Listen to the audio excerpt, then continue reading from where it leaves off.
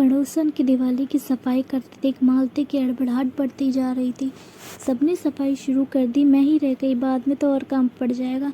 रिश्तेदार भी तो पूरे शहर में फैले हैं, 10-15 दिन पहले ही आना शुरू कर देते हैं। मालती ने अपने बेटे बेटी और पति को इस रविवार सुबह जल्दी उठकर सफाई में उसकी मदद करने का फरमान सुना दिया। शनिवार रात को मालती देर तक सोचती रही कि सफाई की शुरुआत कहाँ से करे।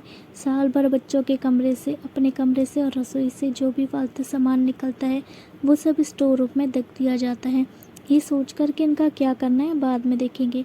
ऐसे करते करते स्टोर रूम में काफ़ी ऐसा सामान था जो कभी प्रयोग नहीं हुआ, बस सालों से जगह घेरे ले हुआ था। मालती सोच जा रही थी कि विनय कब से स्टडी रूम के लिए बोल रहा है। इतना बड़ा स्टोर रूम फालतू सामान से भरा पड़ा है, तो कल उसी को खाली करके सफाई करके स्टडी रूम बना देंगे। स्टोर रूम में कुछ सामान तो दो छत्ती में फेंक रखा था जो धूल की मोटी परतों से ढका हुआ था, और कुछ सामान काट के बड़े बड़े संदूकों में भर रखा था। मालती ने तड़के ही पति और बेटे की मदद से एक एक करके सारा सामान बरामदे में इकट्ठा करवा दिया।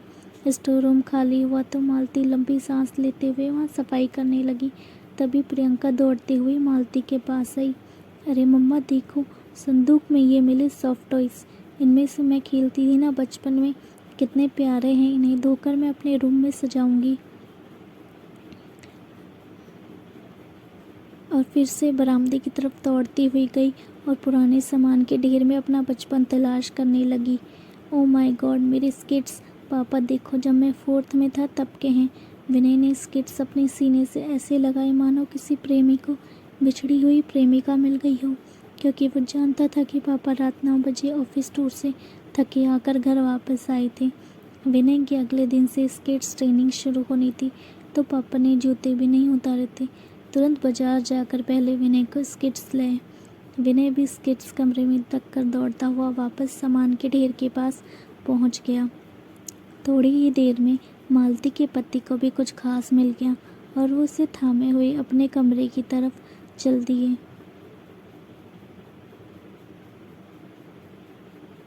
क्यों लाए इसे अंदर? अरे तो फेंक देंगे क्या?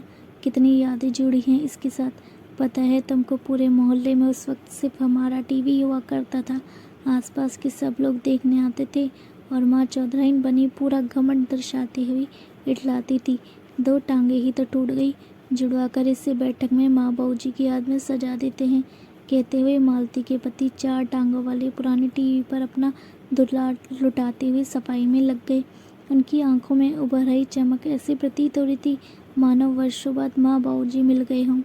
मालती बच्चों के कमरे के पास से गुजरी तो दोनों ने पुराने सामानों से बचपन की यादों को चुन चुन कर फैला रखा था और अपने बचपन को याद कर कर के खुश हो रहे थे।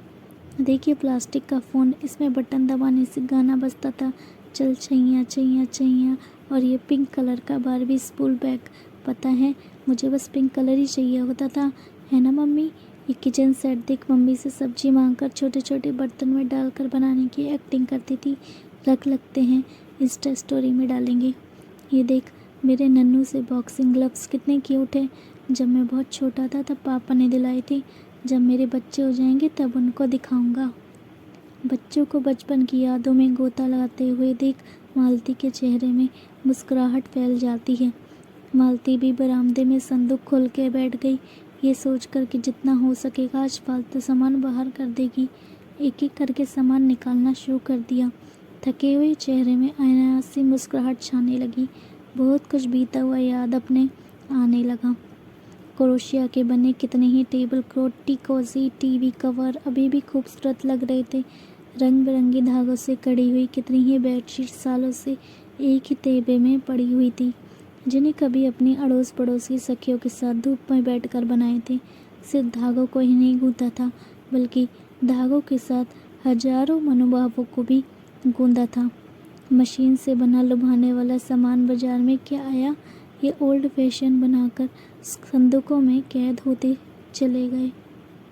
मालती छोटे छोटे ऊनी मोजे, स्वेटर, टोपियाँ, पोतड़े, जबले सब उठाकर चूमते हुए अपने सीने से लगाती है। ये पहले दिन का, ये 1 महीने का, सब संभाल के रखे हैं।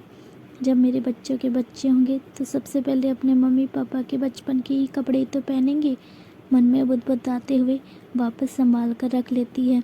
तभी मालती ने देखा कि उसके पति की 2 टूटी हुई फोल्डिंग कुर्सी ढेर में से उठाकर साइड में रख देते हैं। टूट रखी है, अब इनका क्या करोगे? ठीक करवाकर बरामदे में रखवा दूंगा, यहाँ बैठने काम आएगी। पता है कब ली थी? जब हमारी नई नई गृहस्थी शुरू हुई थी। तुम्हारे हाथ में क्या है महलती?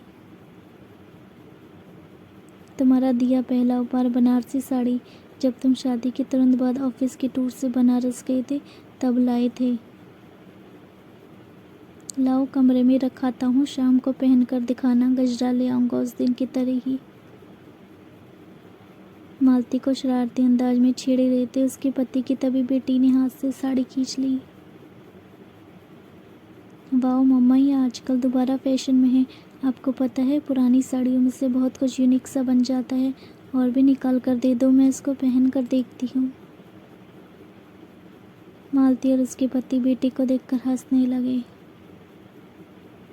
पुराने सामानों की ढेर में से कोई अपने बचपन की तो कोई अपनी जवानी के दिनों की सैर कराया।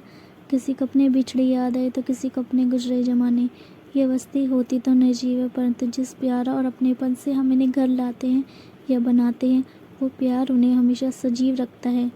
इसलिए तो कितने भी पुराने क्यों ना हो, उस दौर की यादों में डूबे रहते हैं, जिन्हें देखते ही मन मस्तिष्क की यादों के अथाह समंदर में डुबकी लगाने लगता है और पीछे छूटा है उस दौर को भले ही थोड़ी देर के लिए जीने लगता है। मालती के स्टोर रूम में वर्षों से कुछ अनकहे और खूबसूरत भाव छिपे हुए थे, जो आज न सिर्फ उजागर हुए बल्कि उतने ही प्यार और सम्मान से पूरे घर में बिखर गए और एक बार फिर चाहते हुए भी स्टोर रूम खाली ना हो सका। दोस्तों, अगर आपको ये कहानी अच्छी लगी हो तो प्लीज़ मेरे चैनल को लाइक और सब्सक्राइब कीजिएगा, ताकि आपको इस तरह की और वीडियोस मिलती रहे और कहानियाँ मिलती रहें। And thank you so much for watching. Thank you once again. Keep watching, keep subscribe.